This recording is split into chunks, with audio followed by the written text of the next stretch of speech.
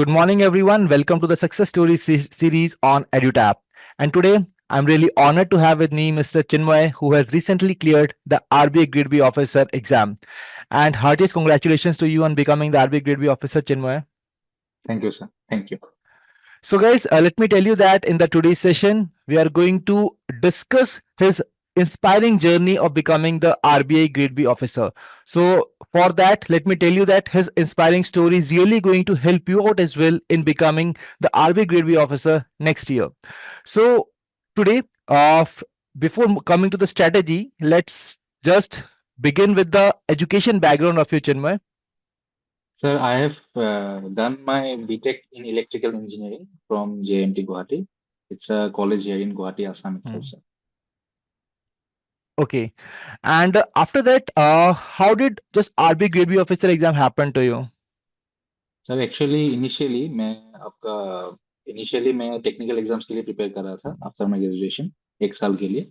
तो मेरा state electricity board में एक जो एग्जाम हुआ था उसमें मैं इंटरव्यू तक चला गया, लेकिन सर वो Hmm. इंटरव्यू नहीं हुआ। तो तभी मैं सोचा कि मुझे मतलब अलग सेक्टर में देखना है जॉब। आई हैव टू मतलब ब्रॉडेन माय स्कोप। तो मैंने सर अलग एग्जाम्स देखने के लिए ट्राई किया, और तभी सर अराउंड 2020 में आपका वो कोविड भी आ गया था। और उसके अलावा आपका थोड़ा बहुत उस टाइम मतलब स्टॉक मार्केट का इंटरेस्ट भी था मेरा। Hmm. तो उसी साल सर सेबी का नोटिफिकेशन भी आया था। सेबी का नोटिफिकेशन आया और सेबी का सिलेबस चेंज हुआ था सर। तो मैंने सोचा कि सेबी स्टॉक मार्केट से रिलेटेड है और सिलेबस भी चेंज हुआ है। और तब तक तो मुझे मालूम ही नहीं था कि इंजीनियर्स Hmm. आपका रेगुलेटरी बोर्ड मतलब एग्जाम दे सकते हैं। तो सेबी का एग्जाम हुआ, सेबी का नोटिफिकेशन आया, तो I started preparing for SEBI initially. लेकिन मेरा सर फर्स्ट अटेम्प्ट में सेबी नहीं हुआ। Hmm. इनफैक्ट सेकेंड अटेम्प्ट में भी सेबी नहीं हुआ। लेकिन जब फर्स्ट अटेम्प्ट में मेरा सेबी नहीं हुआ तो मैंने सोचा कि मुझे बैंकिंग एग्जाम्स के मतलब जो बैंकिंग एग्जाम्स है उसमें भी थोड़ा बहुत ट्राई करना है। तो मेरा एक दोस्त था, वो अभी एसबीआई में है। तो उनसे मैंने पूछा कि मतलब क्या कैसे प्रिपेयर करना है। तो उन्होंने गाइड कर दिया। तो उसके बाद Hmm. मैंने आपका जो भी आपका ऑनलाइन फ्री रिसोर्सेज है वो सब देख के अराउंड 3-4 मंथ्स प्रिपेयर करके मैंने आपका लगभग सारा बैंक एग्जाम क्लियर कर दिया था। उसी टाइम सर मैंने ये अभी जो प्रेजेंटली मैं जॉब कर रहा हूँ आसाम सेक्रेटरी, उसी साल मतलब एक साथ बैंक एग्जाम्स के साथ वो सेक्रेटरीट का जॉब भी मैंने आपका एग्जाम दिया। तो बैंक एग्जाम्स के साथ सेक्रेटरीट का जॉब भी मिल गया मुझे। तो I even clear S B I P O as well. तो क्या हुआ कि मेरा जो पेरेंट्स है, फादर ने एक्चुअली बहुत लोगों ने बोला कि तुम S B I P O join कर लो, बहुत ही अच्छा जॉब है, बहुत मतलब स्कोप है, बहुत ही ब्राइट फ्यूचर है। लेकिन फादर बोला कि तुम मतलब तुम्हारा इंटरेस्ट तो थोड़ा दूसरा था ना, रेगुलेटरी बॉडीज की तरफ था। तो तुम एक काम करो, अभी एसबीआई मत ज्वाइन करो, क्योंकि उसमें थोड़ा बहुत प्रेशर है, तो उसमें तुम्हें टाइम नहीं मिलेगा उतना पढ़ने के लिए।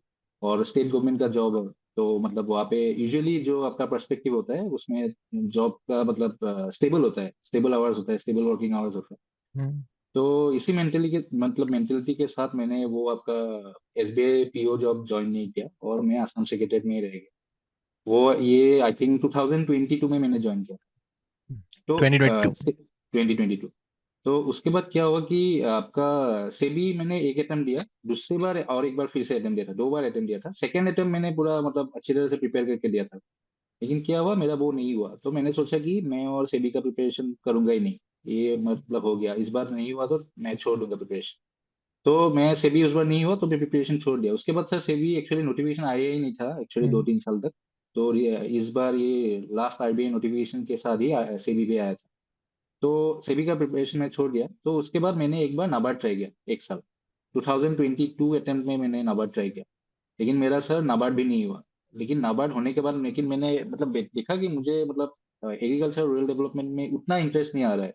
तो मैंने सोचा कि ठीक है, एक काम करते हैं, आरबीआई ट्राई करते हैं। तो आरबीआई के लिए मैं देखा कि नहीं, एक एग्जाम में फोकस करना है। मैं 2023 में आपका आरबीआई के साथ शायद स्टेट सिविल सर्विसेज का भी पेपर दिया था एक बार। और मेरा तो दोनों नहीं हुआ, लेकिन आरबीआई का Hmm. मैंने बहुत मतलब अच्छी तरह से दिया था। आरबीआई का पूरा फुल फोकस करके प्रिपरेशन किया था 2023 में, लेकिन वो नहीं हुआ। और क्या होता है सर, मैं स्टेट गवर्नमेंट में था, लेकिन क्या हुआ, मुझे जो डिपार्टमेंट मिला, जनरल एडमिनिस्ट्रेशन डिपार्टमेंट, वो डिपार्टमेंट तो बहुत अच्छा है, और जो स्टेट प्रोटोकॉल सेक्शन में काम करता है बहुत अच्छा है, लेकिन बहुत हेक्टिक Hmm. होता है सर, बहुत ही अनप्रिडिक्टेबल वर्क आवर्स है।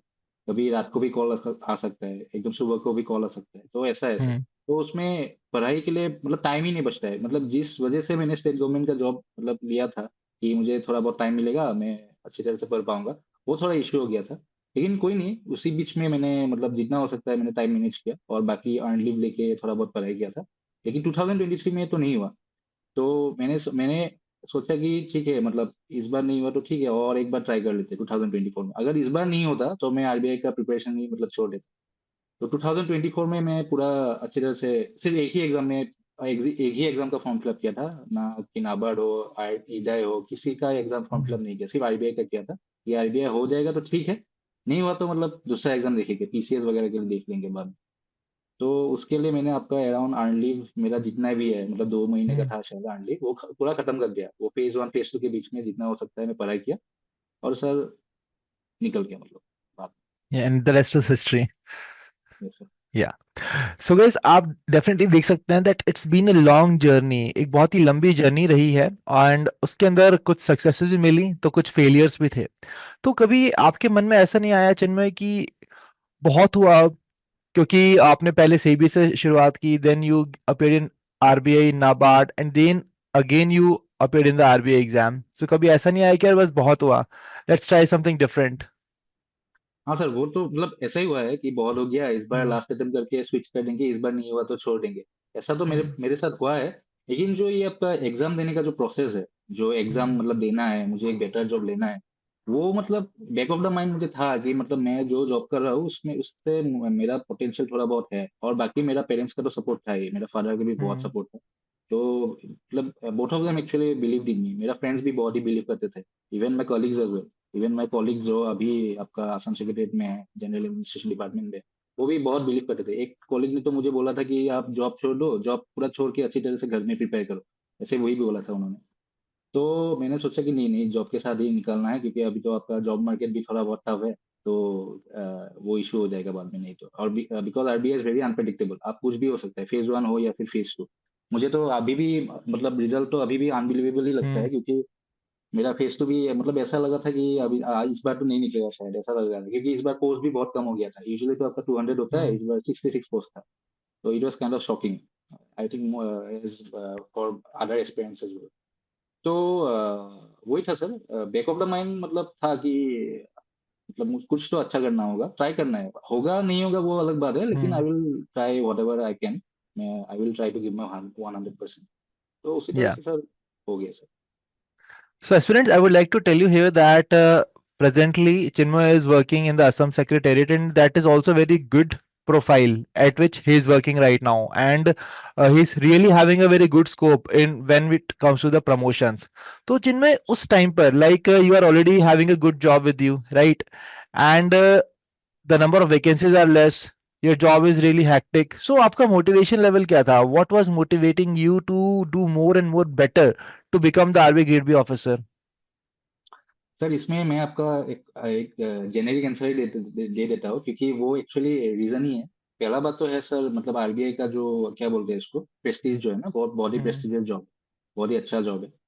और जो मैंने एक्चुअली इंटरव्यू में, इंटरव्यू में तो नहीं पूछा ये क्वेश्चन, लेकिन मैं बोल रहा हूँ, मतलब आरबीआई का जो हम्म। मतलब सोशल रिकॉग्निशन है वो बहुत स्ट्रांग नहीं है, सिविल सर्विसेज के जैसा स्ट्रांग नहीं है, लेकिन बहुत अच्छा अच्छा ऑर्गेनाइजेशन है। उसके अलावा उसका मतलब क्या बोलते हैं उसको, बहुत ही क्लीन ऑर्गेनाइजेशन, बहुत ही प्रोफेशनल, मतलब जितना मैंने सुना है।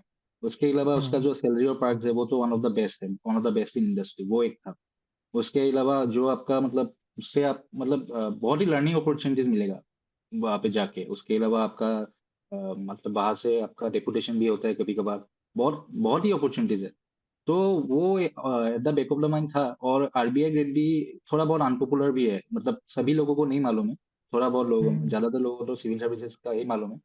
लेकिन आरबीआई में और एक फैक्टर है कि मुझे थोड़ा बहुत फाइनेंस पढ़ने में मजा आता था, इसीलिए मैंने एक्चुअली नाबार्ड एक बार प्रिपेयर करके मैंने मतलब नाबार्ड लगभग छोड़ ही दिया, मतलब नहीं देंगे नाबार्ड, हम्म। देना है तो आरबीआई देना है, क्योंकि सेबी तो मैं और दूंगा नहीं। तो फाइनेंस के रिलेटेड क्या था, एफएम फाइनेंस मैनेजमेंट का पेपर भी था आरबीआई में, और मैंने सोचा कि बाद में जॉब करने पर भी शायद उसी डोमेन में थोड़ा बहुत काम करने के लिए मिलेगा तो शायद अच्छा लगेगा।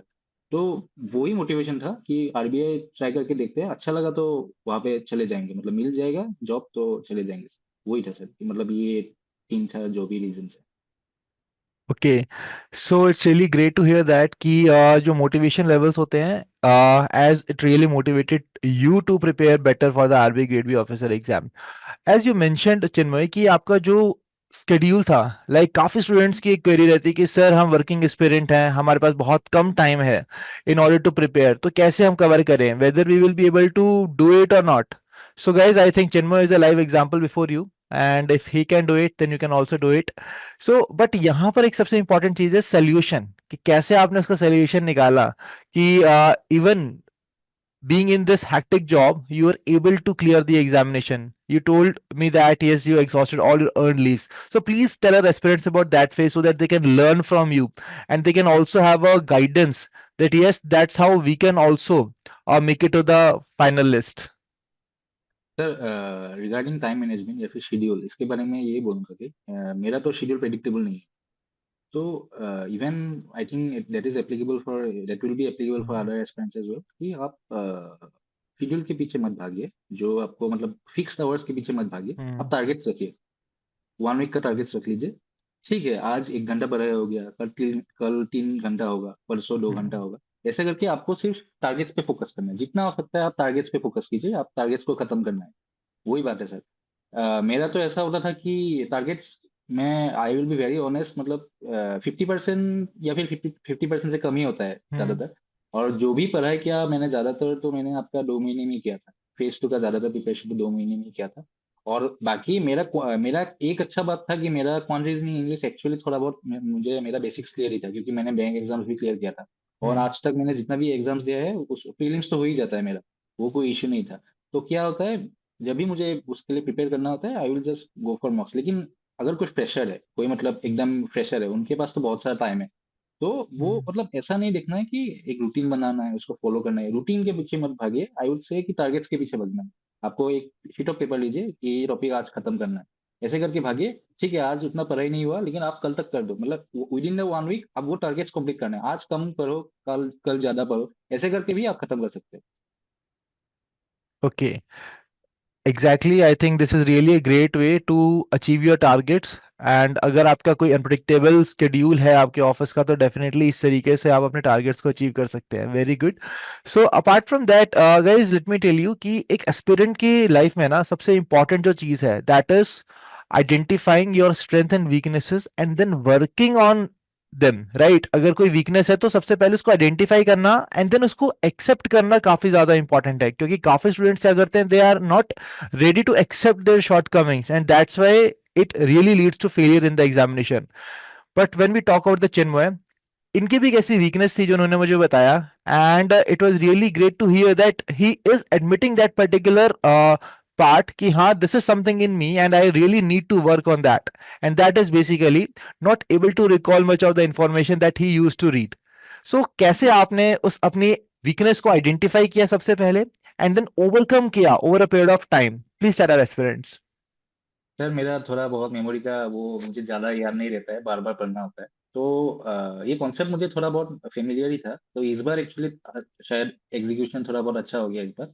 हम्म, तो एक्टिव रिकॉल करके एक कंसेप्ट है, तो वो बेसिकली आपका फ्लैश कार्ड की जैसा ही है। तो फ्लैश कार्ड में क्या होता है, एक आपका फ्रंट साइड होता है, बैक साइड होता है, आप क्वेश्चन देखते हो, आंसर देखते हो। तो मैं क्या करता था, आपका जो मैं कोचिंग का जो भी नोट्स है, जो भी पढ़ता हो, मटेरियल हो गया या फिर वेबसाइट से कोई पीडीएफ पढ़ लिया, हम्म, तो अगर वो इम्पोर्टेंट है वो मेरा आईपैड में होगा। तो मैं क्या करता था, लेट्स से एक टॉपिक है, उसके मतलब साइड में कोई डाटा, इंपॉर्टेंट डाटा पॉइंट है, तो वो डाटा पॉइंट मैं आपका डिजिटल पेन से ऐसे मार्क करके ऐसे ढक देता था, कवर कर देता था। तो जब भी मुझे रिवाइज करना हो, तो वो मैं इरेजर सिलेक्ट करके उसको रब करके मतलब रिवाइज करता था। मतलब हम्म, एक बार तो पढ़ लिया, एक बार पढ़ लिया, पढ़ के आपका जो कॉन्सेप्चुअल क्लैरिटी है वो थोड़ा बहुत ले लिया। अगर वीडियो देखना हो तो वीडियो देख लिया, अदरवाइज पीडीएफ से ही पढ़ लिया मैं डायरेक्ट। उसके बाद अगर मुझे मतलब फिर से दोबारा रिवीजन करना होता है, तो क्या करता हूँ मैं, वो आपका जो एक बार पढ़ के मैं हाईलाइट, अगर हाईलाइट किया तो हाईलाइट किया हुआ है, वरना मैं जो इंपॉर्टेंट डाटा पॉइंट है उसको मैं ऐसे ढक देता हूँ, कवर कर देता हूँ। नेक्स्ट टाइम जब रीडिंग करूंगा तो उसको मैं इरेज करके मतलब एक बार देखता हूँ कि अच्छा ये वाला डाटा पॉइंट इसमें क्या क्या पॉइंट्स था, मैं याद करने के लिए ट्राई करता हूँ। उसके बाद उसको रब कर देता हूँ। तो ये हो गया आपका। तो जो जो आपका फ्लैश कार्ड टेक्निक जो है ना, उसी का मतलब थोड़ा बहुत वेरिएशन है। वो मैंने फ्लैश कार्ड नहीं बनाया था, उसी नोट्स में ही हम्म, थोड़ा बहुत ऐसे बना दिया था। लेकिन जो एक्टिव रिकॉल है, एक्टिव रिकॉल का मतलब है आप मतलब ऐसे ही बार बार एक चीज को मतलब सेम टाइप से आपको रीडिंग नहीं करना है, एक बार एक ही चीज को बार बार रीडिंग नहीं करना है। आपको देखना है उसी समय कि ये टॉपिक मैंने लास्ट टाइम जो पढ़ा था अभी याद है कि नहीं।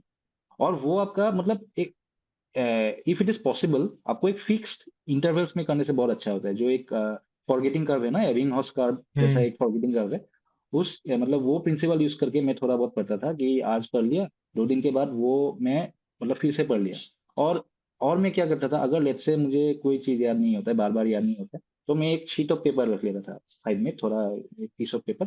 तो उसमें लेट्स से मुझे कोई आपका लेट्स से जीडीपी का फॉर्मूला मुझे याद नहीं आ रहा है, तो मैं हम्म। क्या करता हूँ, देख लिया अच्छा जीडीपी का फॉर्मूला मैं बार बार भूल रहा हूँ, तो मैं शीट ऑफ पेपर में वो सिर्फ जीडीपी लिख के रहूंगा, जीडीपी नंबर 1 जीडीपी ऐसे लिख के रहूंगा, ऐसे ऐसे मेरा पॉइंट्स रहता है। तो क्या होता है कि सपोज मैं उस दिन सो गया, नेक्स्ट डे उठा, टेबल में वो शीट ऑफ पेपर देखा, जब देखता हूँ तो अच्छा ये वाला टॉपिक, अच्छा ये मैं देखता हुआ याद है कि नहीं। ब्रशिंग करने के समय जब भी टाइम मिले मतलब ऐसे पेपर को उठा लिया, अच्छा ये टॉपिक मैं बार बार भूल जा रहा था, हम्म। अभी याद है कि नहीं। तो ऐसे करके सर जितना भी मतलब मैं जो पॉइंट्स में थोड़ा बहुत भूल जाता हूँ, उसको याद करने के लिए ट्राई करता हूँ, तो बार बार करने से मेमोरी में आपका ऑटोमेटिकली यूजुअली आ ही जाता है। और ये आई थिंक आपका मतलब स्टैटिक कॉन्सेप्ट्स के लिए बहुत ही इंपॉर्टेंट है। लेकिन जीए में थोड़ा बहुत इश्यू होता है कि जीए तो बहुत ही फास्ट है, तो उसमें मतलब मैं ज्यादातर आपका यही करता था कि जो नोट्स है, जो भी पीडीएफ जो पढ़ता था, वो आपको ऐसे कवर करके उसको बार बार रिपीट कर। तो सर मेरा स्ट्रेटेजी वही था सर मेमोराइजेशन के लिए। Okay, so I think guys आपके लिए काफी इंपॉर्टेंट पीस ऑफ इंफॉर्मेशन है that you can also use the same way in order to retain the information, क्योंकि when we talk about this regulatory bodies exams there is lot to remember, not just the static but current affairs में इतना कुछ है कि जो हमें याद करना चाहिए, जो हमें याद करना पड़ता है, बहुत सारे फैक्ट्स, फिगर्स, इंफॉर्मेशन। तो there are so many times we heard from the students कि सर कैसे याद करें, so I think this is the way that you can definitely recall it in a better way, कि जो भी नहीं आता है तो सबसे पहले आइडेंटिफाई करना बहुत जरूरी है। क्योंकि this is the end always Chinmay I think you would have also find some kind of pattern कि इस तरीके का डेटा है, इस तरीके का फैक्ट या फिगर है जो मैं जनरली भूल जाता हूँ, राइट? तो वो पैटर्न्स को आइडेंटिफाई करना बहुत इंपॉर्टेंट है, और साथ ही साथ उस पे अगर हम बार बार काम करेंगे तो it will eventually become a strength area from being a weak area at one point of time. Right sir. Yeah. Exactly. So apart from this, Chinmay, as it was really a long journey, right? So what kept you motivated throughout this whole journey? Like you earlier started from SEBI, right? And then finally you are an RBI Gateway officer. So इस लंबी journey के अंदर आपका जो एक common motivating factor रहता है ना, what exactly was that? Because at motivating times factor. In the aspirants phase times comes कि यार बस बहुत हुआ, राइट? तो what exactly was that point in you that okay, this is something which is really important for me and I really want to do it?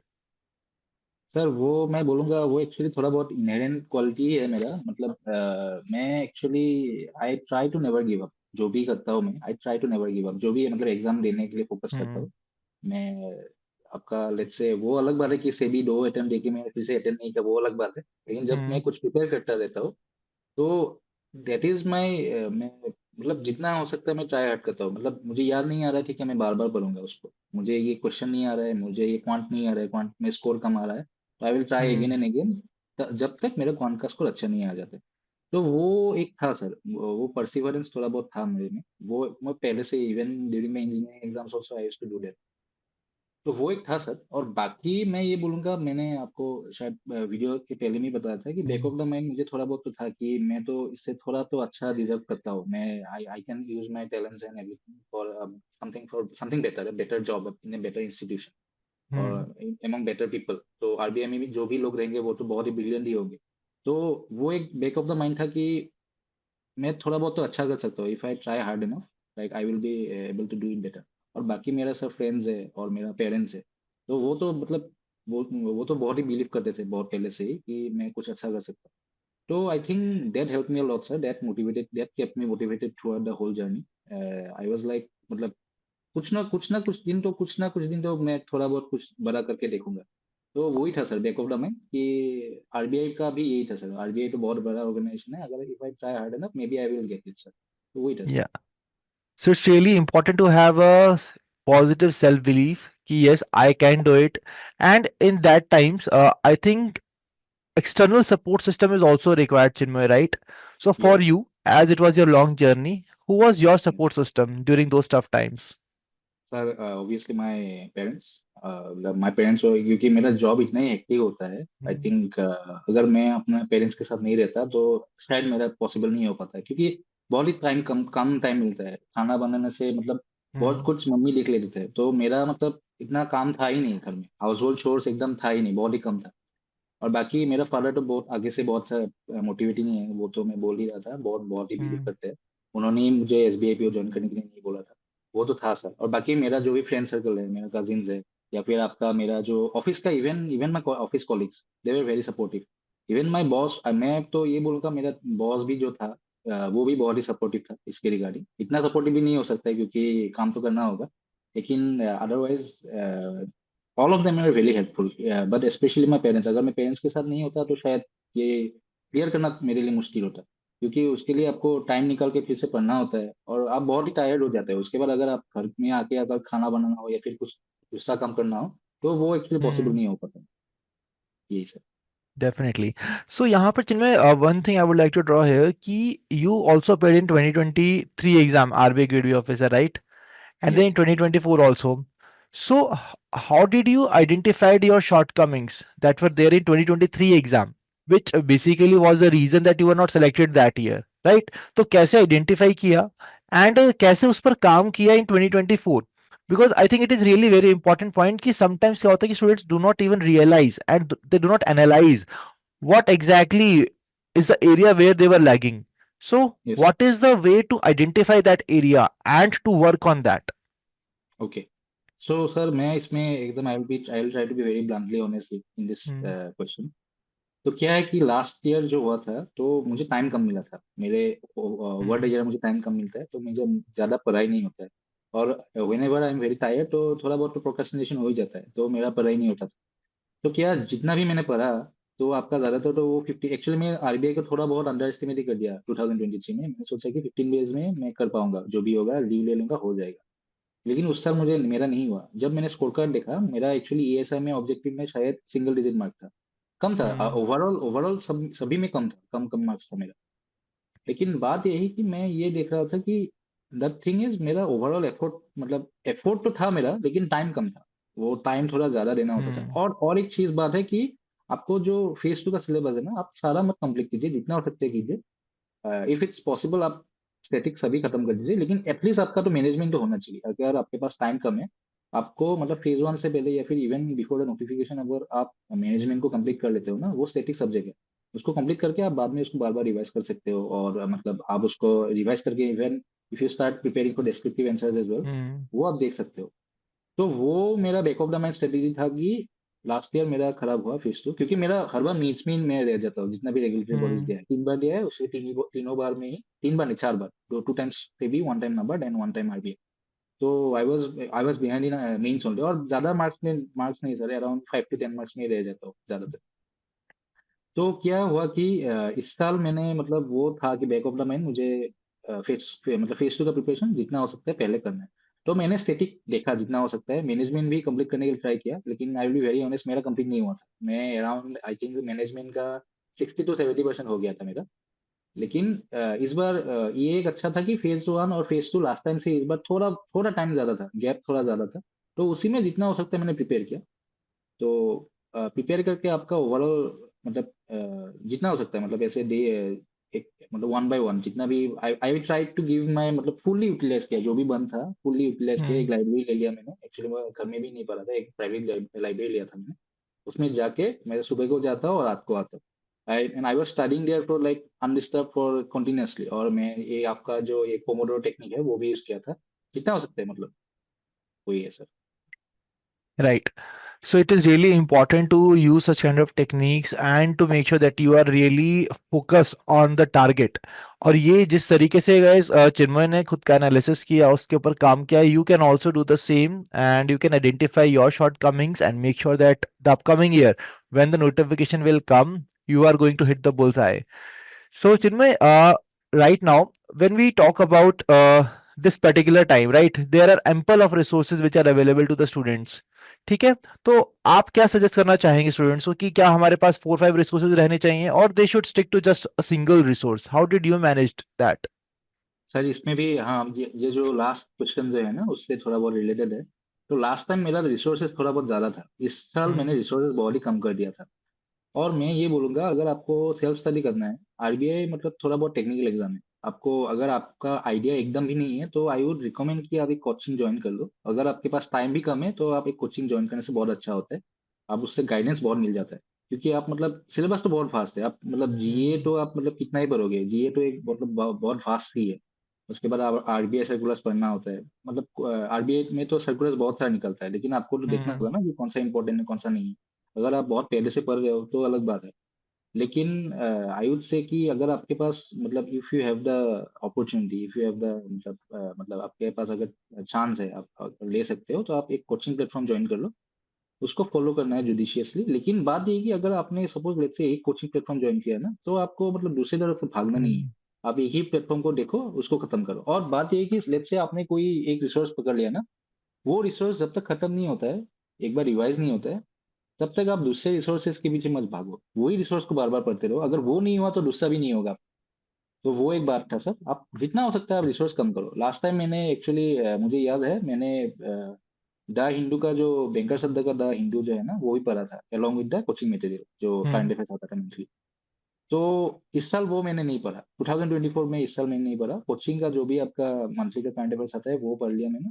और जो RBI, actually अभी तो आरबीआई का ज्यादातर GA is more focus towards the phase two exam, phase two का जैसा है pattern. आपका ईएसआई और या एफएम का भी, एफएम, ईएसआई और फाइनेंस का भी क्वेश्चन आता है। हाँ, द तो वेटेज ऑफ हाँ, the normal G has decrease nowadays. Yes sir, yes sir. तो मैंने सोचा कि द हिंदू पढ़ के उतना फायदा तो होने वाला नहीं है। ठीक है, तो मैं मतलब कोचिंग में जो भी देता है वही मैं पढ़ के जाऊंगा, और बाकी आपका जो आरबीआई सर्कुलर हो गया या फिर पीआईबी हो गया, गवर्नमेंट स्कीम्स हो गया, वो लिख के मैं चला जाऊंगा। तो वो स्ट्रेटेजी था सर। मैं इस बार बहुत ही कम रिसोर्स यूज किया। मतलब फेज वन से पहले तो बहुत ही कम यूज किया। लेकिन फेज वन के बाद मैंने टेस्ट सीरीज दो लिया था, एक कोचिंग का लिया था और एक आपका प्रैक्टिस मॉक का एक लिया था। तो वही था सर। और practice actually not not two, I think three, एक प्रैक्टिस मॉक का लिया और दो कोचिंग प्लेटफॉर्म का लिया था सर, टेस्ट सीरीज। यही था sir. Okay. And when we talk about the interviews, coming to the interviews part, so guys, let me tell you ki Chinmay also appeared in the EduTap mock interviews. So how was the EduTap mock interviews for the RBI Gateway officer Chinmay? How was the panel and how did their feedback really helped you in your actual interview? Sir I would say कि मेरा पहला interview तो edutech के साथ ही था। पहला Hmm. पहला पहला इंटरव्यू। और इनफैक्ट इवन मेरा जो आरबीआई में इंटरव्यू था वो फर्स्ट डे ही था, सेकेंड ऑफ दिसंबर को ही था, कोलकाता में। तो मैं थोड़ा बहुत डरा हुआ था इसके रिगार्डिंग, बिकॉज आरबीआई कैसा इंटरव्यू होगा पता नहीं, पैनल मेंबर्स बहुत मतलब कौन Hmm. कौन आएंगे, ऐसा थोड़ा बहुत तो डरा हुआ था मैं। लेकिन जब मेरा एडुटेक का जो इंटरव्यू हुआ, मैं क्वेश्चंस ठीक ठाक दे ही दिया था, लेकिन जो पैनल था वो बहुत ही कॉर्डियल था। मतलब उनका जो फीडबैक था मुझे ऐसा, मतलब वो इंटरव्यू में जो बूस्ट मिलना चाहिए ना, मैं इट वाज लाइक कि हाँ इस बार तो मिल ही जाएगा, ऐसा लग रहा था मुझे। तो आई थिंक वो बहुत ही हेल्पफुल हुआ। I would like to very, I am very thankful to editor for actually providing it. तो वो आपका मतलब वो जो एक्चुअली आरबीआई का सीनियर ऑफिशियल्स थे, वो बहुत ही अच्छे थे, अच्छे से बताया कि शायद इस बार आपका हो जाए, तो ऐसे ही बोला था कुछ। लेकिन वो बहुत अच्छा था, बहुत बहुत ही मोटिवेटिंग था इनफेक्ट। तो उसके बाद मतलब मुझे थोड़ा बहुत कॉन्फिडेंस आ गया और मैं अच्छी तरह से वो इंटरव्यू के लिए प्रिपेयर करना स्टार्ट कर दिया था। Okay, really great. So apart from this, Chinmay, so एक काफी इंपॉर्टेंट चीज है कि लाइक रिसोर्सेज को आपने काफी अच्छे से मैनेज किया, ठीक है, और साथ ही साथ इंटरव्यूज की प्रिपरेशन। तो second part is about the stress levels. See, as your journey was also long, right, and you appeared in multiple examinations and there were time that you were not able to clear them. So और काफी बार क्या होता है कि even students stuck in a one or two topics and it leads to a lot of stress. So how you manage your stress levels? कैसे आप खुद को डिस्ट्रेस करते थे and you used to again pick up yourself during those tough times and again starting focusing on the target that you are having right now in the hand? अच्छा sir, इसके regarding मैं एक बात बोलूंगा। मैंने तो आपको जो वो पहले बोला पोमोडोर का टेक्निक यूज हम्म। करता था।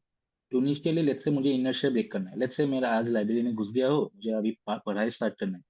तो पढ़ाई करना अच्छा लगता है, लेकिन सर डेली डेली करने में उतना भी अच्छा नहीं लगता है। तो लेट्स से मैं अभी घुस गया तो मुझे अभी स्टार्ट करना है।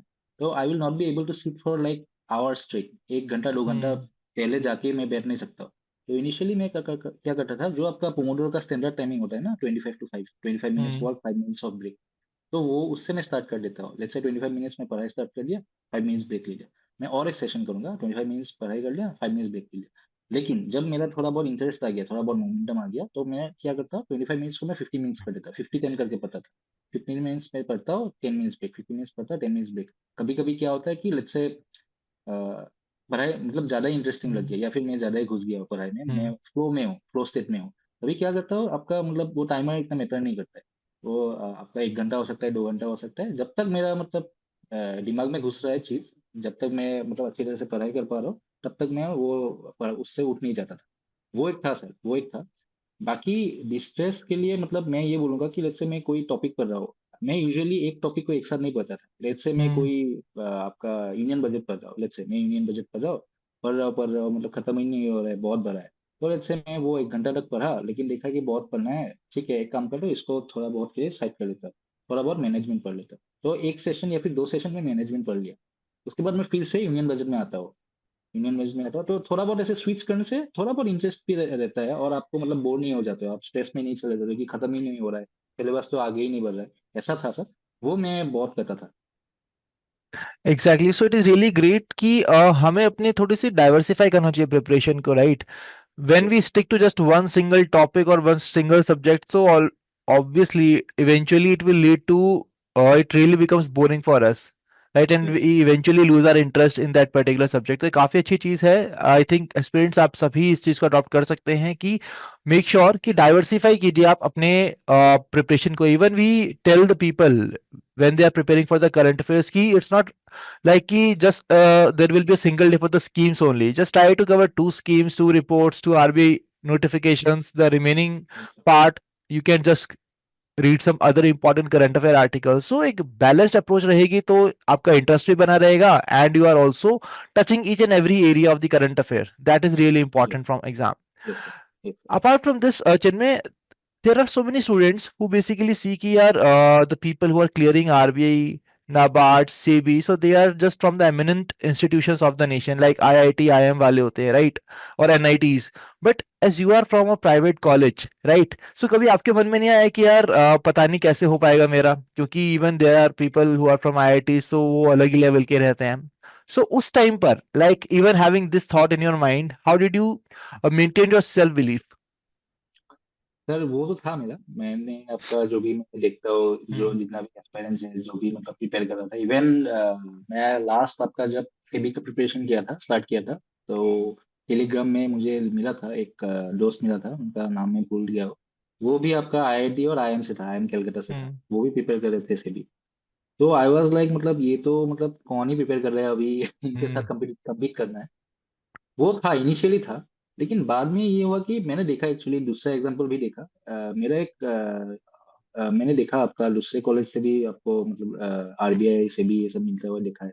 हम्म तो बैक ऑफ द माइंड मेरा था कि जब भी मैं ये प्रिपेयर किया था, जब भी मैंने अटेम्प्ट किया एग्जाम, मेरा मोटिव ये नहीं था कि मुझे ऑल इंडिया रैंक लाना है। मेरा मोटिव ये था कि मुझे सिर्फ पास करना है, एक सीट चाहिए मुझे, जैसे भी हो जाए, बाकी उतना मैटर नहीं करता है। मुझे सिलेबस कंप्लीट करना है, मुझे खत्म करना है, रिवाइज करना है, एग्जाम में एग्जीक्यूट करना है। वही था sir back of the mind.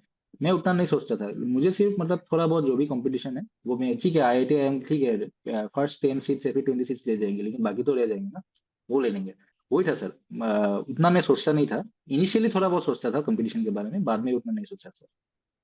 Definitely. So I think it's really important to have a very positive mindset कि we always say कि अगर positive mindset है तो आपकी जो लड़ाई है, आधी जीत चुके हो आप, बस अब आधी बची है जो प्रिपरेशन से उसको आपको कवर करना है, right? Yes sir, And yes there sir. is also one more point that you told me in our earlier conversation, like as you wanted to become RB grade B officer. So guys, he told me an instance. I think आप ज़्यादा better अच्छे से students को बता पाएंगे. When you just thought कि yes, I am the RB grade B officer and this is just the formality. Please tell our aspirants Yes. about that. वो sir actually थोड़ा बहुत एफर्मेशन की जैसा है, मतलब मैं एक्चुअली ये बहुत ही पर्सनल चीज है। मतलब मैं हम्म क्या करता था, वो उसमें जैसे लिख के रखता था अपना नाम और ये सब, लिख के वो दूसरों के नहीं, दूसरों के लिए नहीं, खुद के लिए, मतलब ऐसे लिख के रखता था। हम्म मतलब कभी डाउन होता हो या फिर सुबह उठने से कभी ऐसे फोन में ही रख देता था, फोन में व्हाट्सएप में ही कहीं पे सेव कर दिया, उसको देखता था, अच्छा अच्छा अगर मिल गया तो ऐसा हो जाएगा। तो वो hmm back of the mind थोड़ा बहुत, it was like a thought for me कि I am already in RBI, this exam is just an hmm formality. ये था सर मेरा माइंड में, बैक ऑफ द माइंड ये था कि आई एम ऑलरेडी वन, मैं ऑलरेडी आरबीआई का ऑफिसर हूँ, आरबीआई ग्रेड बी का मैनेजर हूँ। ये एग्जाम सिर्फ एक फॉर्मेलिटी है, मुझे सिर्फ मतलब एग्जाम अच्छी तरह से प्रिपेयर, ये थोड़ा दिन प्रिपेयर करके लेना है, उसके बाद मेरा हो जाएगा। यही था सर। वो शायद थोड़ा बहुत इन्फॉर्मेशन थोड़ा बहुत हेल्प किया होगा, थोड़ा बहुत मोटिवेट किया होगा। आई थिंक अगर स्टूडेंट्स को हेल्प करता है तो of course they can use it. Yeah, definitely. Apart from the motivation level, I think it also makes you more accountable. Like if you yes, want to see yourself as a yes, in that position, I think you have to be accountable for your actions. कि, okay, this is yes, something that I need to do in order to achieve that target. Yes sir, yes, Yeah. Exactly. So guys, I believe कि आपने बहुत कुछ सीखा होगा आज की हमारी इस conversation से with Chinmay. So Chinmay, one final message that you would like to give to the aspirants. Sir one final message I say कि मतलब इंडिया का जो भी आप एसबीआई पीओ पकड़ लो या फिर आईबीपीएस पकड़ लो, जो भी पकड़ लो आप, RBI, SEBI, NABARD, IRDA, even UPSC, जो भी हो, कंपटीशन तो आपका सब एग्जाम्स में है, every one hmm is competing. तो आपको मतलब ये थोड़ा क्लीशे लगता है, लेकिन आपको सीट तो आपको एक ही चाहिए ना, आपको सीट एक ही चाहिए। तो आप उसको प्रिपेयर करना है, अच्छी तरह से प्रिपेयर करना है, आपको फोकस करना है। और ज्यादातर मतलब ये मतलब एक चीज को बार बार रिपीट करने से पहले आप हम्म थोड़ा बहुत ये एक्टिव रिकॉल का जो भी टेक्निक्स है उसको आप थोड़ा बहुत कीजिए। एक बार कंसेप्चुअल क्लियरिटी लाइए, हम्म उसके बाद आप थोड़ा बहुत प्रिपेयर कीजिए। और इसके अलावा आई वुड से कि गिव अप नहीं करना है, that is the whole point. ये बहुत मैसेज बहुत सिंपल है, लेकिन जब आप एग्जीक्यूट करते हो, जब आपको गिव अप करने का मन करता है, तो ये बहुत इंपॉर्टेंट होता है कि आपको गिव अप नहीं करना है। आपको सिर्फ एक ही सीट चाहिए, आपको सिर्फ सीट एक ही चाहिए। आपको जितना हो सकता है आप डिसिप्लिन रखिए, आप खुद को, जो टेक्निक्स है वो थोड़ा बहुत यूज कीजिए, पोमोडोरो भी यूज कीजिए, तब हो जाएगा सर, कुछ ना कुछ तो हो ही Yeah. जाएगा आपका। Sorry to interrupt here, Chinmay. I think we also had a conversation about this. When you mentioned that earlier there were around more than 200 seats, and in 2024 there were only 66 seats. So one third seats हो yes, गया है. So whether I will be able to do that, right? Yes sir, yes sir.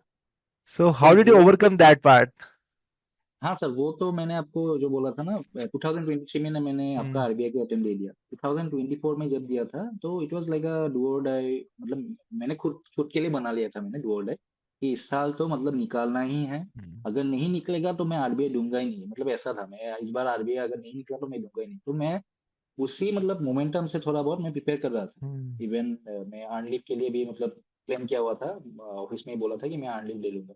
लेकिन जब notification आ गया 66, तो मतलब बाकी experience की तरह मैं भी थोड़ा आपका 1 वीक के लिए मैं तो शॉक में ही था कि मतलब कि कैसे होगा, शायद फेज वन भी नहीं क्लियर हो जाएगा, क्या हो जाएगा।